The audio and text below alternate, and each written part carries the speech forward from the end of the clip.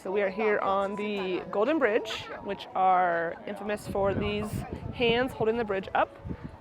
We are towards the end of the bridge, and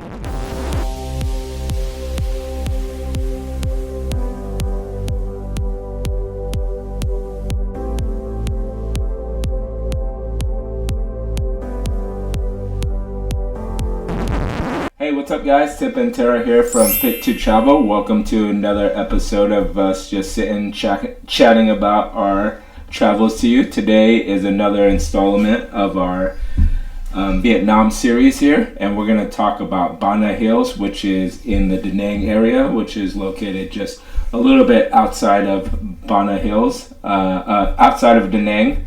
But so we're going to talk to you. You might have seen it if you've done some research. You might have seen what it is. The main attraction there is this hand bridge thing that we're going to show pics and vids of. So like Tip said, Bana Hills is about 45-60 minutes from Da Nang, like 90 minutes to 2 hours, depending on which route you're taking. When I say which route, like you can take a tour bus, or you can just get like a private transfer. Some people even use Grab, which is Vietnam's like Uber or Lyft is their public, or not public transportation, but rideshare service over there. It's called Grab. So it really depends on how you get there. But for us, coming from Hoi An, which is where we stayed, it took us about almost 2 hours to get there. And it's kind of like a big amusement park, I would say. It's got a lot of things in there. The cool thing is you pay for admission and basically everything's included. So it's not like you have to keep bringing out your credit card or anything like that as you're going. But you can book your trip with a tour guide, or you can find your way up there on your own. We booked our trip through Kong. He is the one that set us up with our driver. We met him. He actually owns Firefly Restaurant in Hoi An. And so we met him, and they do transfers and tours and all that. So it was just easy for us. They dropped us off, and then a different driver came back and picked us up when we were ready. We just sent them a message that we were ready. So the drive to Bana Hills from Hoi An for us took, it was 1.2 million dong, which is about $50 US. And so again, it's really affordable to get there. And then the ticket to get into Bana Hills is 900,000 dong, which is about $36 US. And then, like I said earlier, that includes almost everything. I think there's a few things that you may have to pay as you go, but so there's a cable car that you have to take to get into Bana Hills. So today we are at Bana Hills. We are currently in line for the cable car, I believe. So we got here at about 8:45, and now we're just trying to make our way up to the top of Bana Hills and the Golden Bridge.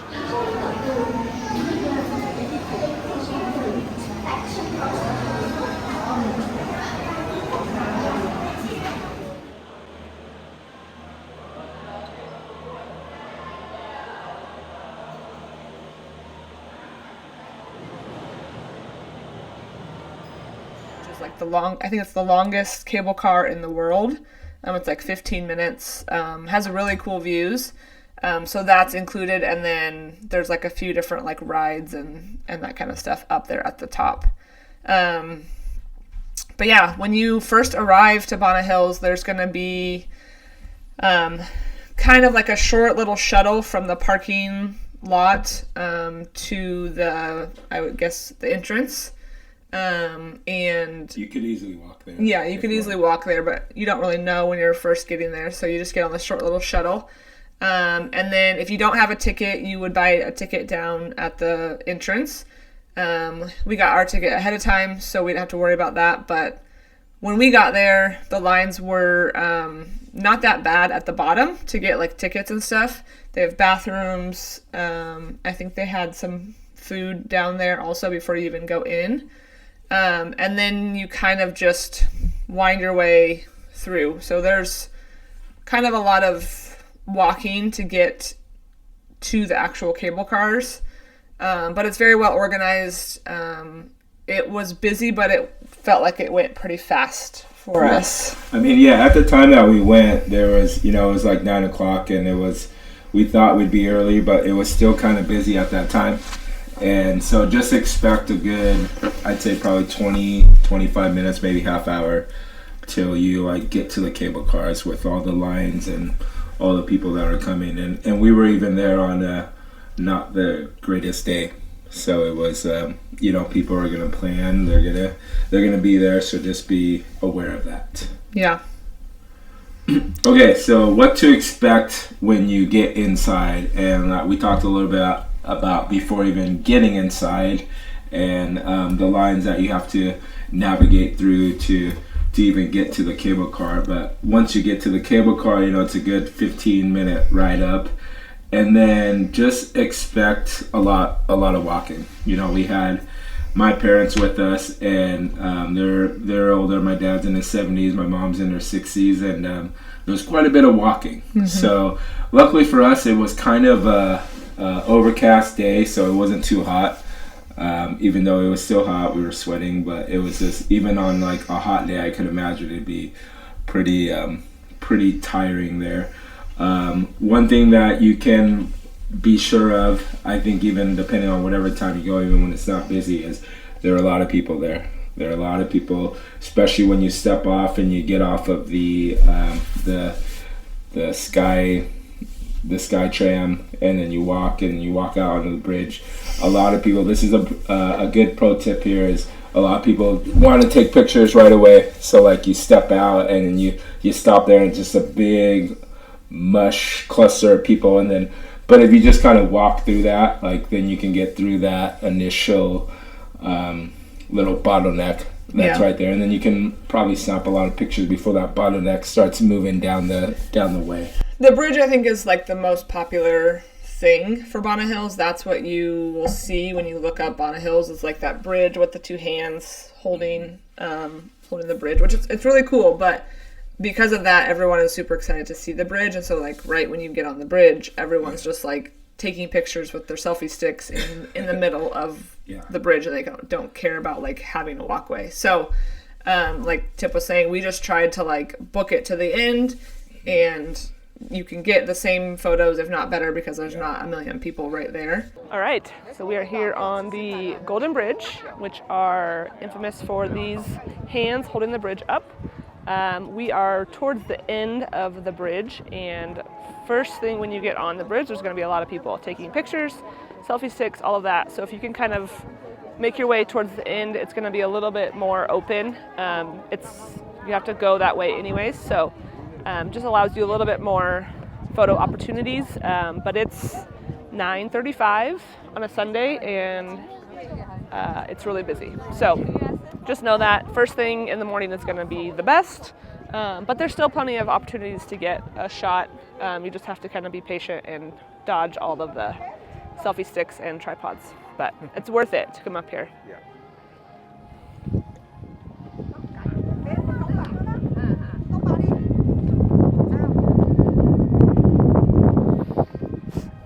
It's overwhelming at first because, you can get frustrated if you're like us, enjoy the crowds, and then you just walk into that right away.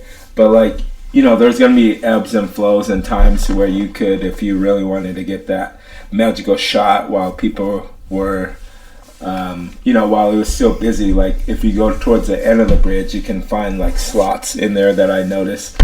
Slots where people are not, they're busy, well, it's not as busy, and then you can kind of go there and try to snap your picture. Snap it early though, because people are very unaware of their surroundings while they're there. You will notice that, and they'll just walk right in your way and just kind of step all over you. So that's something that you really have to prep and get ready for, is there's going to be a lot of people there unless you luck out somehow.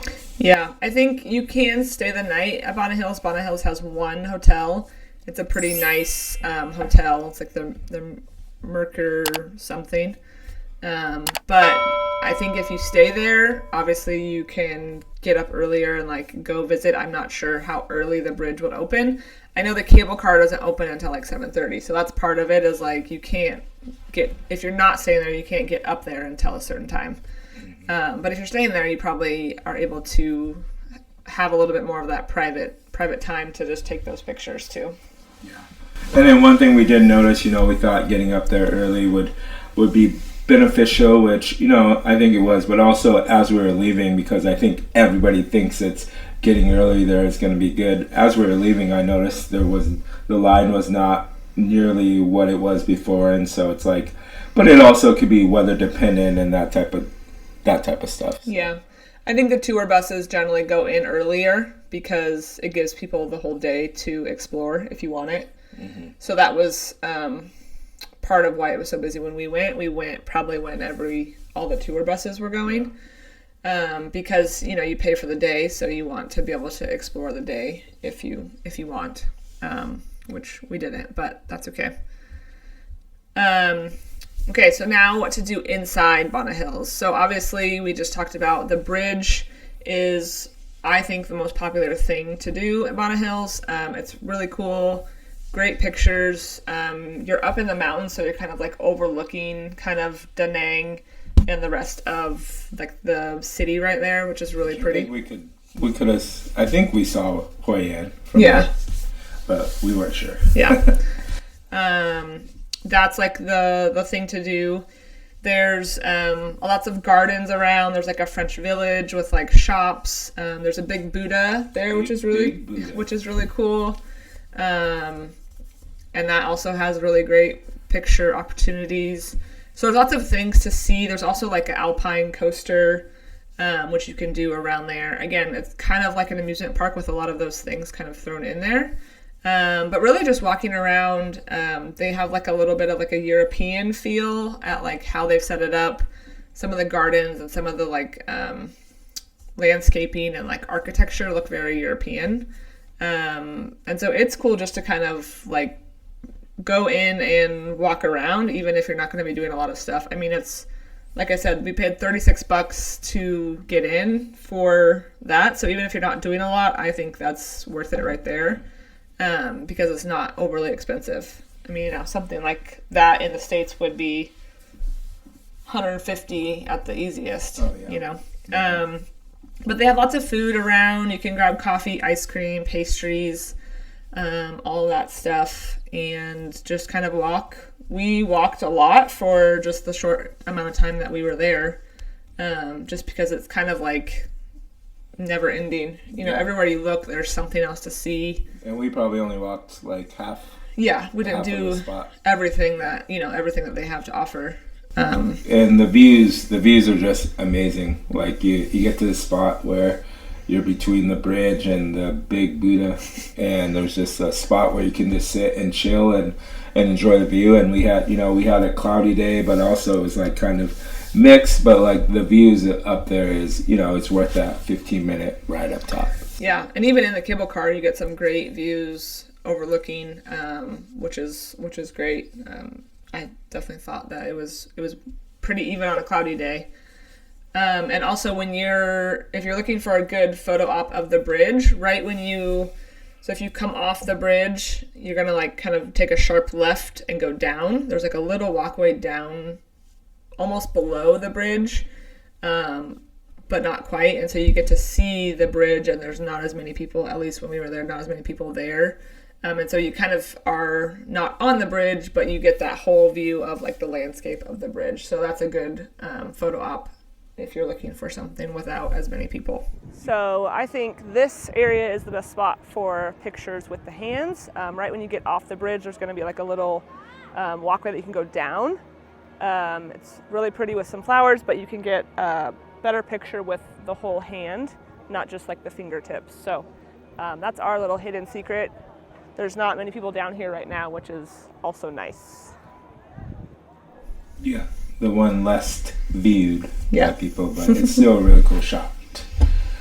All right, so what should you bring when you're on this little journey, depending on how long you're there? But one thing I suggest is bring a water bottle. if you're like us, you enjoy water, because there is quite a bit of walking. If you wanted to enjoy more than just looking at the bridge, you're going to walk quite a bit. So make sure you have some water with you. Also, don't forget any rain gear if there's any type of rain in the forecast. Like for us, luckily we had kind of a clear day and the rain didn't come till after we were leaving. But the clouds moved very quickly up there, and literally by the time that we were leaving from the time we're going out, which was, maybe 2 hours roughly, like the clouds started rolling in, and I wouldn't want to get caught up there in one of those Vietnam rainstorms. So make sure that you bring that. And then if you have a nicer camera outside of whatever your phone is, there's a lot of good opportunities for just taking photos. And if you can take your time and take those nice photos, because the views are amazing, and the stuff that you see up there is the reason why it's a big tourist attraction. Right? And then also you want to make sure you bring comfortable walking shoes.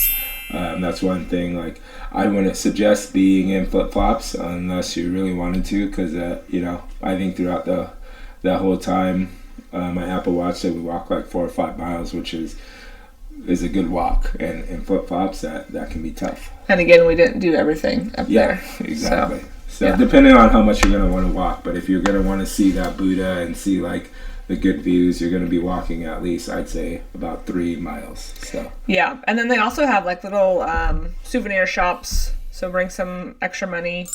They have some up at the top, and then they also have some as you start to come down along the way.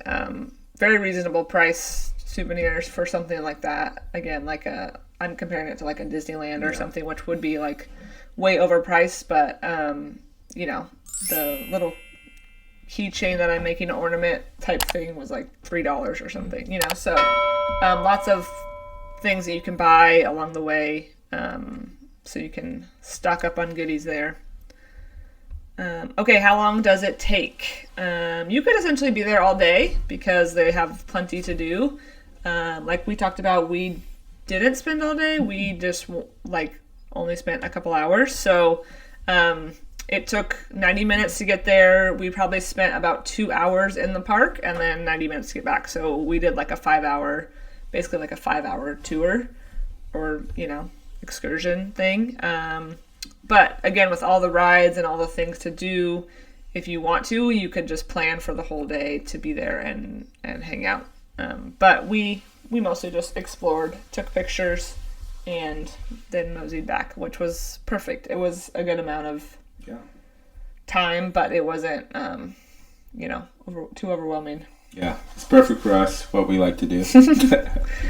Check out the hot things to do. All right, so kind of just wrapping up this video is, our suggestion with what time of day that you should go is, we don't know. It really depends. Like, we went in the morning thinking that we could get there early, and then obviously there were tour buses there, and then from what we saw afterwards, there were less people. But it could also depend on the day and the time, whatever it is. So it's really just going to be hit and miss depending on what it is you're looking to do, whether it's like you're trying to get in the morning or if you want to see at sunset or whatever it is. But I feel like the busyness or whatever it is, if you're looking to avoid crowds, it's all just going to depend on that day. Yeah, and I think we were trying also to go around the weather, which the weather's unpredictable, even, like the weather app and stuff. So that's one reason why also we went early, is because it looked like it was going to be better in the morning than in the afternoon. And so you just don't know, because I'm sure that the day was totally fine weather-wise. So, if you really only care about going at a less busy time, I would probably shoot for trying to get there at 10:30 or 11 and go more that midday time. But again, it's going to be so dependent on the weather and all that stuff too. If you really want to spend a lot of time, then you go early so you can spend the whole day. Yeah. Tara, do you recommend going to Bonnet Hills? Is it worth everything? Is it worth the time? I think so. I wasn't too keen on it at first when I first saw it, just because of kind of the amusement park type feel, and I thought it was going to be kind of overrated. But everyone kept telling us that we needed to go, and so, it looked cool. The bridge looked cool, so we finally did, and I thought it was worth it. It takes a little while to get there, but it's an easy drive. It's not, windy or anything like that. And then when you get there, I think there's so much to see and do for all ages. It doesn't feel like, we weren't doing the rides or anything, but the bridge is definitely cool to see the Buddha, even just some of those gardens. I think it was worth it, even though, it took a couple hours out of the day. But for the price, especially, you can't beat the price. Yeah. What do you think? I 100% think it's worth it. The bridge is, until you see it up close and personal, it's a modern marvel. Like the way they did it, and out of even the ride up, just seeing all those big marble stones and or whatever it was. I'm guessing it's marble, but just seeing that like up close and personal, it's a really cool feat. And like we said, compared to us where we come from, America, like it's relatively cheap to actually do this type of excursion. So I think it's way worth it. Yeah. And the views are just amazing. Yeah, so. And the cable car was cool. It's super long. 15 minutes in the cable car, but it's really pretty. Yeah. And it's a super seamless ride up and down in the cable car. So. And then you can see the ocean as you go up. So which is really cool. So. Yeah. All right, we are going back down in the cable car. It's 11 o'clock. We walked around for about 90 minutes. We actually had really good weather when we were up there, and as you can see, we are in the clouds right now. So. Supposed to be raining today. We lucked out at the top. Had a great view, but I don't think it's going to be like that all day. So there's a lot more to do up at the top, but we just kind of walked around the bridge and the Buddha and got some coffee. But otherwise, we walked probably like 5 miles. We can check our watches later and see, but we walked quite a bit. So be prepared for that because everything's pretty spaced out. But lots of opportunities to take pictures, lots of gardens, statues, all that kind of stuff. So it's definitely worth it. The ticket includes everything up there. So if you want to do there's an alpine coaster and some kind of ride stuff. So if you want to do that should be included. But yeah, definitely worth it to see the view.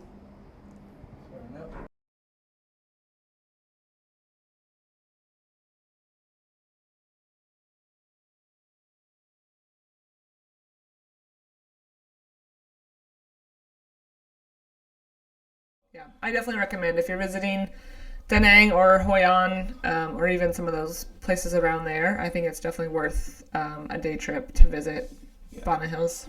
So hopefully this video was helpful on Bana Hills. If you have any questions, make sure you drop them below.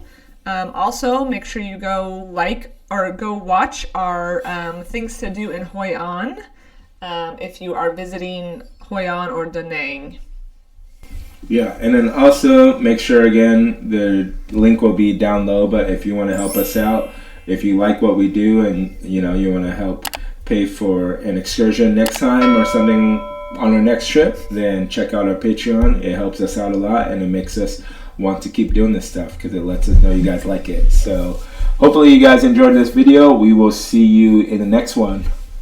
Peace out.